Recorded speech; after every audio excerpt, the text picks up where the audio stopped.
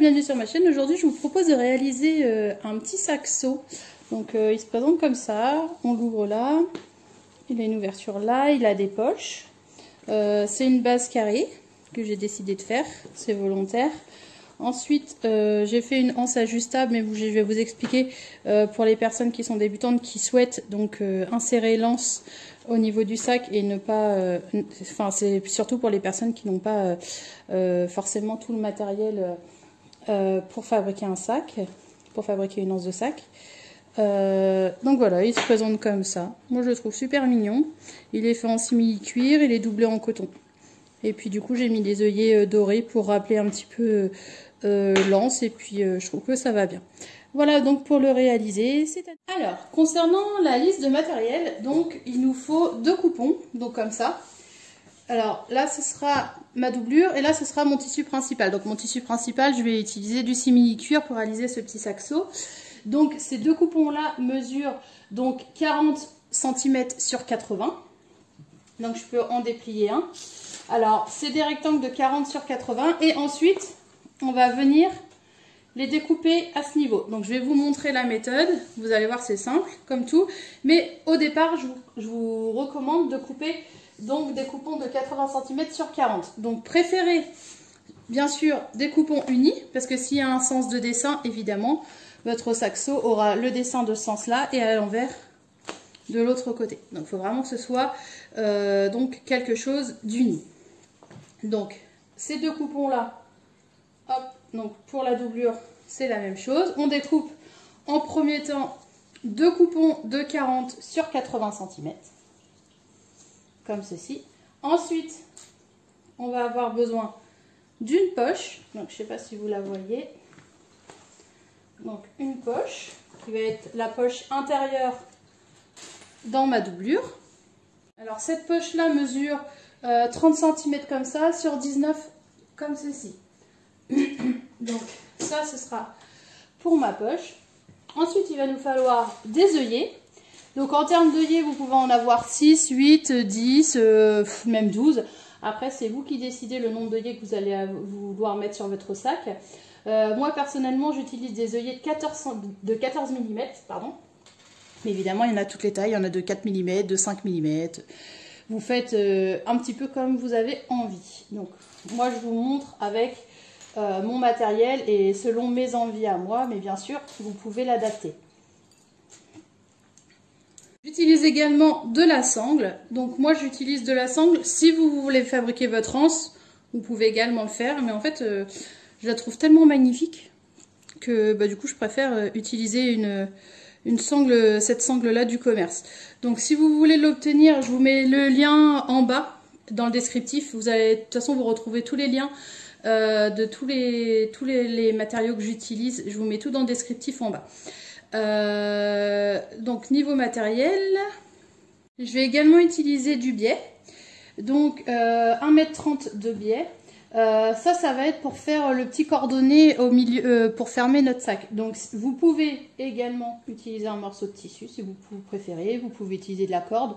Vous faites un petit peu ce que vous voulez. Et moi j'utilise le biais parce que du coup si vous coupez un morceau de tissu, il faut qu'il fasse cette longueur pour pouvoir le replier en deux pour faire comme un biais.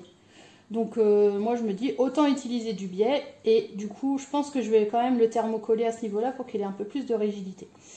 Je vais voir par la suite. Pour le moment j'utilise donc 1,30 m de biais noir.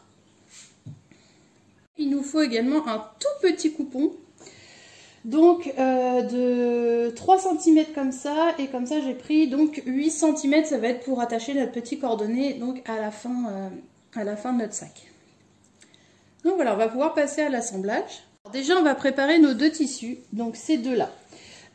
Donc ça c'est des carrés. Au départ vous avez découpé 2 rectangles de 80 cm sur 40. Donc je vais vous montrer pour un coupon qu'on va faire la même chose pour l'autre, de façon à avoir donc ça.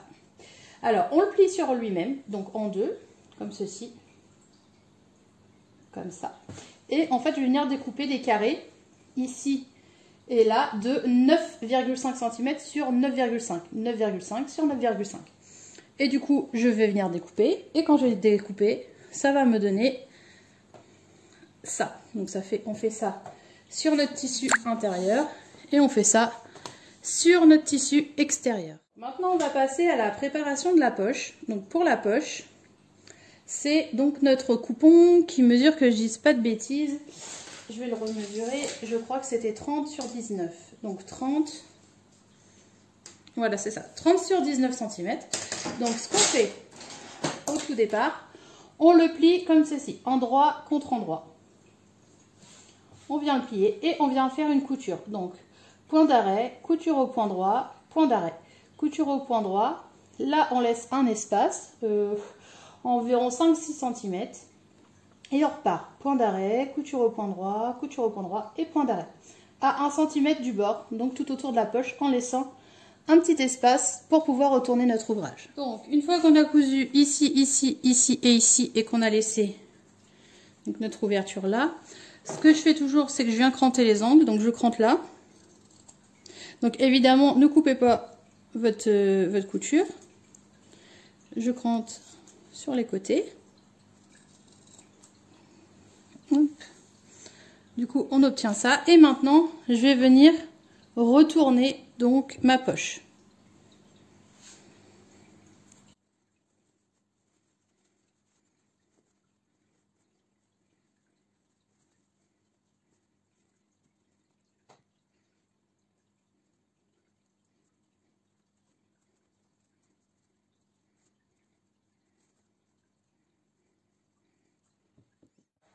Une fois que ma poche est retournée, donc je passe toujours un coup de fer à repasser. L'ouverture est à ce niveau, donc pour l'instant vous n'avez pas besoin de la refermer. On vient faire une surpiqûre donc au plus près du bord à ce niveau là. Donc l'ouverture est en bas et on fait la surpiqûre en haut là, au plus près du bord. Une fois qu'on a fait notre surpiqûre en haut, comme ça, on va venir donc positionner notre poche. Donc pour positionner notre poche, rien de plus simple. Je la plie en deux. Donc la surpiqûre est là. Je la plie en deux. Comme ça. Donc moi je fais toujours un petit repère. Donc vous pouvez soit poser une épingle, soit faire une marque au stylo à friction. Hop. Donc ici, on fait la même chose sur la doublure. Donc c'est-à-dire qu'on va venir la replier comme ceci. Alors. On la replie comme ça. Et tac.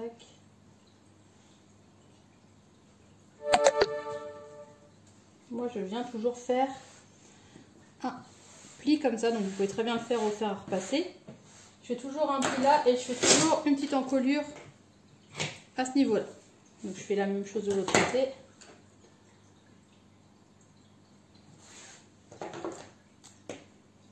Ça me servira donc pour la suite.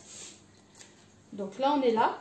On déplie donc notre doublure et on va venir fixer notre poche.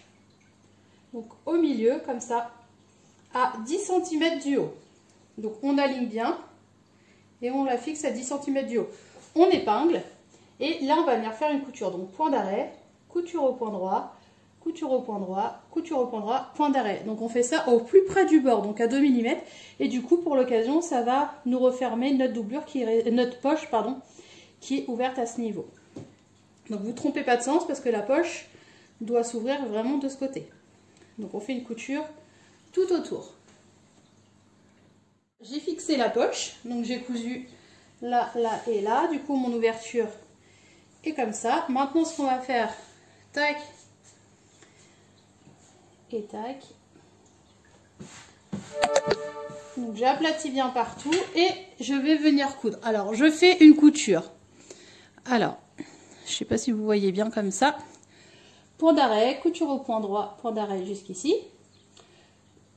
Point d'arrêt, couture au point droit, point d'arrêt jusqu'ici. On laisse un espace, donc un assez grand espace de 10-15 cm pour pouvoir retourner notre sac à la fin. Donc on coud ici, on coud là, ici on coud pas.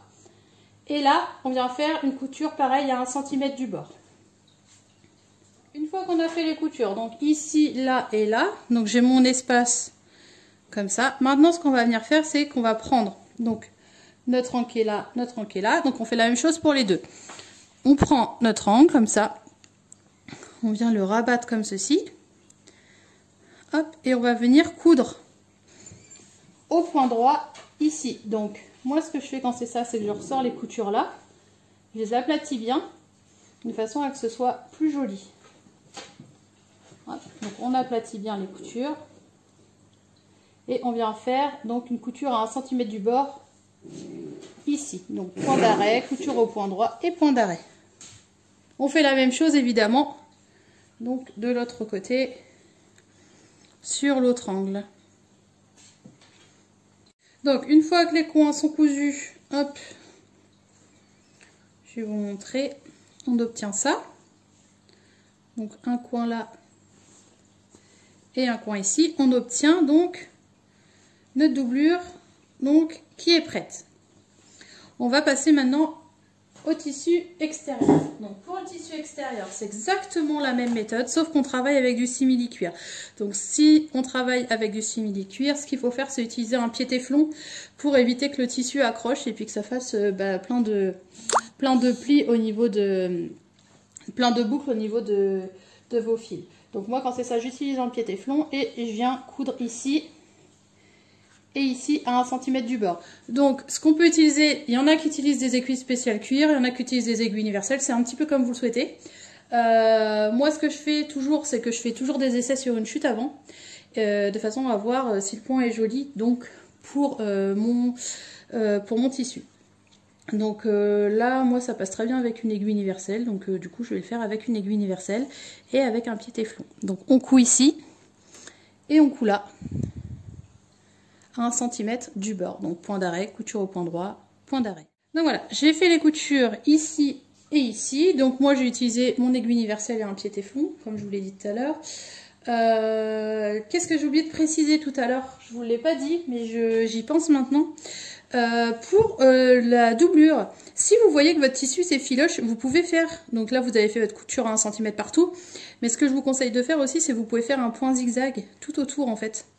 Là, de façon à que le tissu ne s'effiloche pas. Donc ça c'est si vous le souhaitez, moi le mien il s'effiloche pas, du coup j'ai pas besoin de le faire, mais c'est vrai que j'ai pas pensé à le dire, parce que il y a certaines personnes parfois il y a des tissus qui s'effilochent plus que d'autres. Bon bah voilà, c'était le petit point. Maintenant on va passer, donc on va faire la suite.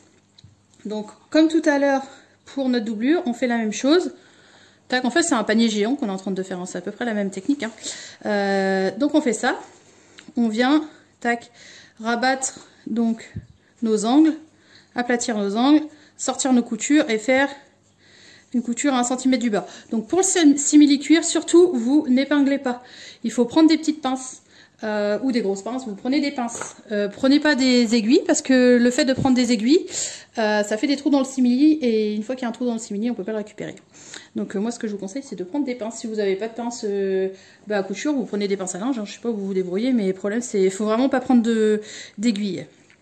Tout ce qui est aiguille, tout ce qui est hop, les petites aiguilles comme ça, bah là c'est pas possible quoi. Ça veut dire vous allez planter votre simili, il va y avoir un trou et puis bah là ça sera plus récupérable.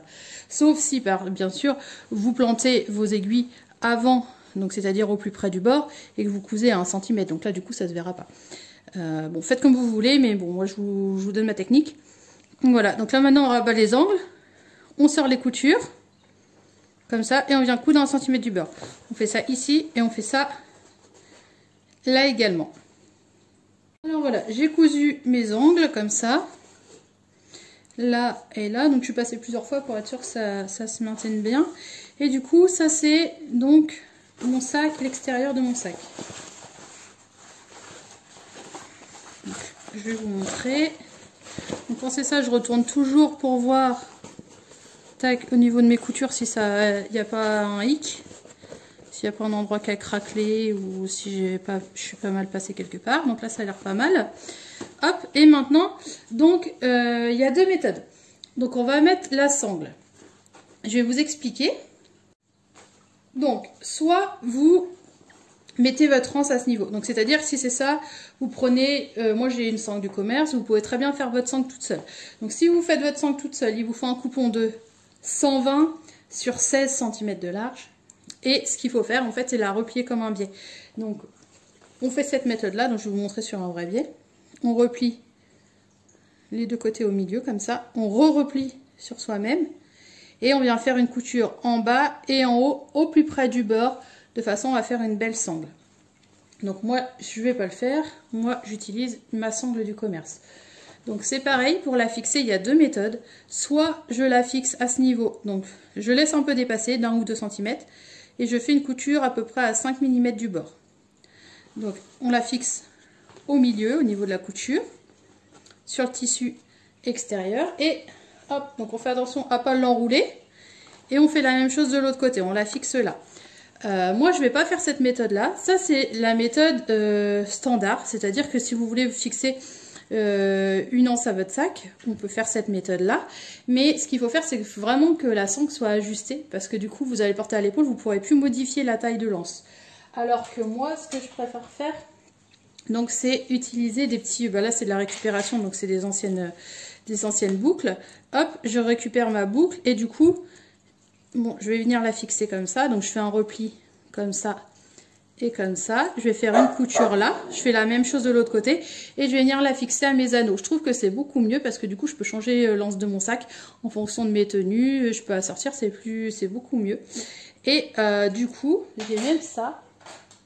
Donc ça c'est pareil, tout ça c'est de la récupération que j'utilise plus sur d'anciens sacs que j'ai découpés parce que du coup c'est vrai que notre planète, on a des ressources qui sont assez limitées, donc moi je préfère faire un petit peu de méthode de recyclage. Donc du coup on peut mettre notre boucle et du coup ajuster la taille de notre sac. Donc ça je vais le faire et du coup moi je vais vous montrer à la fin comment je crée mon anse, mais je vais pas la fixer tout de suite. Si vous n'utilisez pas donc les petits mousquetons comme ça et ça, ce que je vous conseille c'est de bien mesurer l'anse de votre sac.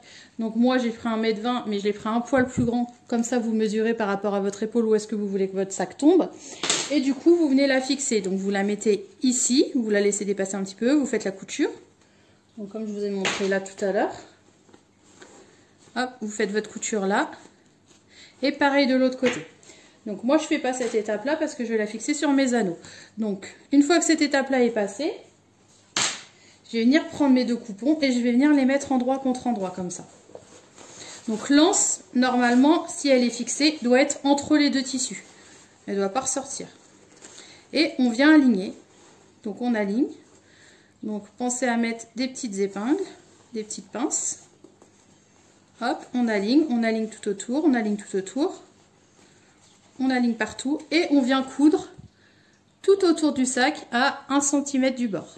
Une fois qu'on a fait la couture à 1 cm du bord tout autour, comme ça, on vient chercher notre ouverture.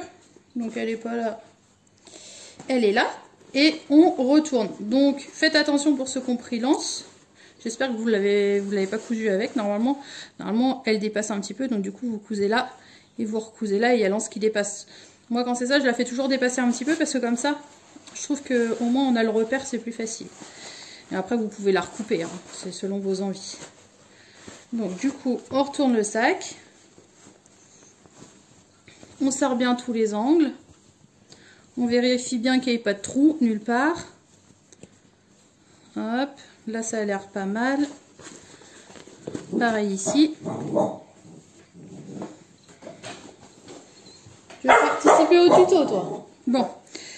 Une fois qu'on est là, hop, on va venir aplatir. Donc c'est-à-dire, hop, on aligne bien partout. Donc on met, pareil que tout à l'heure, des pinces tout autour. On n'hésite pas à mettre plein de pinces. On met plein de pinces tout autour comme ça. Voilà. Donc ce qu'on lance, on la met vers le haut.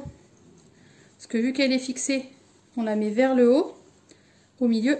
Et on vient faire une couture au plus près du bord tout autour. Donc prenez pas l'anse, on fait une couture tout autour comme ça, tout autour, au plus près du bord et bien en alignant. C'est pour ça que je vous conseille vraiment d'épingler. Hop, et on fait quelque chose de propre. Ici, prenez vraiment votre temps parce que c'est vrai que c'est une finition de sac et du coup ça se voit fortement. Donc on fait tout autour. Donc voilà, j'ai fait ma surpiqûre tout autour, comme vous pouvez le voir. Je ne suis pas satisfaite, j'aurais pu dû faire un point un peu plus long, mais bon c'est pas grave, ça passe quand même. Maintenant ce qu'on va faire c'est qu'on va venir positionner les œillets. Alors moi ce que je vais faire, je vais en mettre un sur le côté là, un autre sur le côté là. Je sais pas si vous voyez bien. Vous pouvez en mettre 1, 2, 3, 4 et puis 4 de l'autre côté.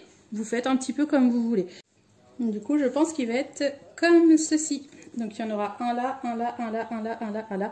1, 2, 3, 4, 5, 6, 7, 8, 9, 10. Du coup, j'en mets 10. Après, vous pouvez en mettre 8 ou vous pouvez en mettre 6. Vous faites un petit peu comme vous souhaitez. Mais du coup, moi, je préfère en mettre 10. Je fais un petit pli là. Donc, je me mets de ce sens pour que vous puissiez voir plus facilement. Je fais un repère à 3 cm. Alors, on est à 3 cm ici. Évidemment, il faudra faire la même chose de l'autre côté. Parce que moi, je fais toujours en symétrie. J'espère que vous allez bien voir avec le petit stylo bleu. Je sais pas, je n'ai pas l'impression que vous voyez bien. Bon, on fait la croix là. Et là, c'est le centre de notre œillet. Donc, pour le centre de notre œillet, ce que je fais ensuite, c'est que je fais le tour de mon œillet, comme ça, à l'intérieur. Je fais le tour comme ça. Et avec ma marque, je vais venir découper. Donc, ce que je fais, c'est que je prends toujours un petit peu le découvite. Hop. Je prends mon découvite et je fais un petit peu un trou. Donc c'est pour ça que je fais toujours une surpiqûre avant, parce que le fait de faire ma surpiqûre avant, ça aplatit mes tissus et je trouve que c'est beaucoup mieux pour manipuler, pour me poser les œillets. Donc je fais mon trou, donc évidemment le trou passe et le tissu supérieur et la doublure, et ensuite on découpe notre cercle. Une fois que j'ai fait mon trou qui est là, hop, je pose mon œillet. Donc faites attention pour l'œillet, il y a deux sens. Il y a une petite partie comme ça, avec un côté plus épais, et une petite partie avec un côté tout fin. De toute façon, si vous prenez ça, ce que je veux dire, c'est expliquer à l'arrière comment il faut faire. Donc vous allez voir, il n'y a rien de sorcier. Il suffit de poser cette partie-là comme ça de l'autre côté, et puis on colle un coup de marteau avec ça, on colle un petit coup de marteau et du coup ça aplatit tout. Donc moi ce que je fais, c'est que je mets cette partie là côté simili et cette partie là côté doublure, parce que je trouve que c'est plus joli. Bon, après vous faites comme vous le souhaitez. Donc moi je prends ça, je le rentre dans le simili, donc dans le simili et dans la doublure, comme ceci. Une fois qu'il est là, je mets également mon petit anneau. Je viens de positionner. Je viens mettre ça ici. J'ai aplati, donc évidemment je ne vais pas le faire sur ma table. Hein. Je vais le faire au sol dehors, parce que du coup il faut prendre un marteau. Donc du coup j'ai aplati et je tape bien droit, tac, à ce niveau-là, avec un marteau. Et du coup mon œillet va être posé. On fait la même chose tout autour. Donc une fois qu'on a posé tous nos œillets, maintenant ce qu'on va faire, c'est qu'on va s'occuper de notre biais. Donc alors en termes de biais, moi j'avais pris 1,30 m. Vous pouvez prendre du cordonnier, vous pouvez prendre ce que vous voulez. Si vous avez pris du biais ou si vous avez pris un coupon de tissu de 130 x 6 cm, ce qu'il faut faire, c'est le replier sur lui-même comme ça. Comme ça. Et moi ce que je fais, c'est que je viens faire une couture au plus près du bord ici, tout le long sur les 1,30 m. On a fait notre couture au niveau du biais comme ça. On obtient un petit cordon. Donc maintenant ce qu'on va faire, c'est qu'on va l'insérer dans notre sac. Donc hop, je l'insère sur mon sac, je fais tout le tour.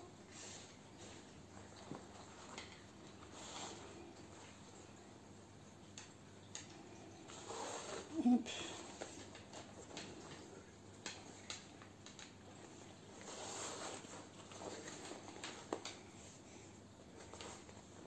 Une fois qu'il ressort à ce niveau, tac, on obtient une partie de notre sac. Donc maintenant, on prend notre petit coupon en simili-cuir. Hop, ce que je fais, c'est que je viens passer une couture à ce niveau-là. Ou alors, ce qu'on peut faire également, c'est de le faire à l'envers. Donc, je vais le faire à l'envers, comme ça va être plus propre. On fait une couture à 1 cm du bord ici. Donc, on plie endroit contre endroit et on fait une couture à 1 cm du bord. Une fois qu'on a fait notre couture là, je retourne mon petit coupon. Donc, prenez bien soin à bien le retourner en prenant votre temps pour pas casser la couture. Donc je fais ça, je coupe évidemment les excès de fil. La couture, je la mets à l'arrière. Je viens passer mes deux cordons là et là. Et je viens refaire une couture au milieu. Donc évidemment la couture du milieu, Et faut pas prendre les cordons qui sont là. Donc voilà, on fait une couture au milieu au milieu de nos 2 cordons. Donc voilà, on obtient notre petit truc pour serrer notre sac. Hop. Maintenant, ce qu'il nous reste à faire, donc du coup, moi, je vais vous montrer pour les personnes qui n'ont pas posé la sangle, je vais vous montrer donc comment poser la sangle, donc avec ceci et ceci. Donc, pour la sangle, ce qu'il faut faire, donc, dans un premier temps, on fait passer notre boucle, tac, comme ça, et comme ça à l'intérieur. On est d'accord? Ensuite, on fait passer ça en deuxième, pardon. Donc la petite boucle avec ça. Hop, et ce qu'on va faire, c'est que la partie de cette sangle, on va la rentrer ici et on va la ressortir là. Donc on la fait passer sous le petit truc en ferraille comme ça et on la ressort ici. Hop, comme ça, on a une sangle qui est ajustable. Donc ça c'est bon. Il suffit donc de faire une couture là. Donc quand ça, je fais un repli là, je fais une couture là. Et de l'autre côté, je fais un repli, donc un premier repli et un deuxième repli de façon à avoir quelque chose comme ça. Et du coup, on a notre sangle qui est ajustable. Je trouve que c'est beaucoup mieux. Donc je vais faire mes coutures et je vais pouvoir la fixer à mon sac. Et voilà, on a donc notre sangle qu'il ne reste plus qu'à fixer donc sur notre sac. Donc voilà, j'espère que ce petit tuto vous a plu. Surtout, n'hésitez pas donc à mettre plein de petits pouces bleus, à laisser des commentaires, à vous abonner à ma chaîne. Et puis, je vous dis à très vite pour un nouveau tuto.